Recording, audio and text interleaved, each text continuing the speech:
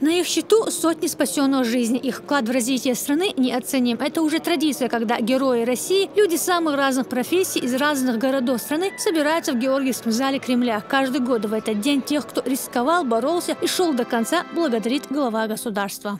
Вы внесли вклад высшей пробы в укрепление безопасности нашей страны. Совершили подвиги на ратном поле, проявили доблесть в мирное время. И еще раз доказали, насколько значима роль каждого человека в служении нашему Отечеству. Верность долгу и своей земле, своему народу, тем традициям, которые передали нам предки. Готовность совершить настоящий поступок, когда это требуется в интересах Родины. Ваша дерзость, отвага вдохновляют на подвиги других людей, укрепляют веру в безграничность силы духа. Мы вами гордимся.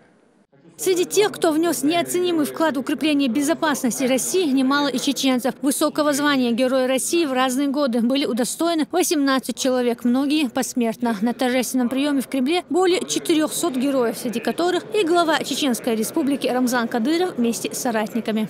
Для вас День Героев Отечества. Ну, безусловно, это гордость. Почему? Потому что мы вложили все, что у нас есть, душу, силу, для того, чтобы защитить наше государство, чтобы наш народ гордился своей родиной, чтобы люди жили мирно. И то, что ты сделал ради народа, ради государства, оценивает руководство государства и потом собирает и говорит теплые слова в адрес тех людей, которые служили во благо государства. Это вызывает гордость, уважение. Жить хочется, трудиться хочется, дальше показывать, насколько ты предан своему государству, народу.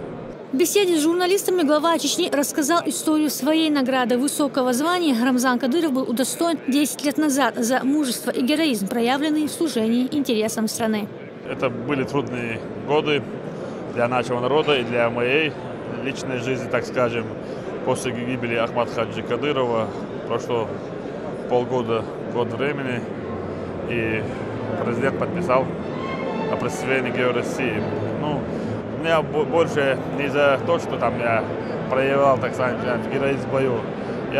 Больше мы спасали тех людей обманутые, и мы вернули мирную жизнь около 7 тысяч молодых парней, которые там по тем или иным путям были втянуты в ряды террористов, экстремистов.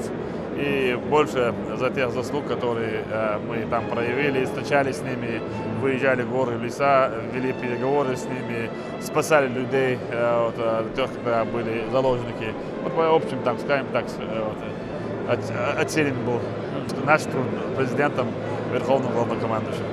Мужество, отвага и готовность пожертвовать собой в интересах Родины. Именно эти качества присущи истинным героям. Одним из них был Ахмад Хаджи Кадыров, посвятивший свою жизнь сохранению целостности государства. И сегодня в Чечне есть достойные сыновья, готовые совершать подвиги и любой ценой выполнить приказ Верховного Главнокомандующего, подчеркнул Кадыров.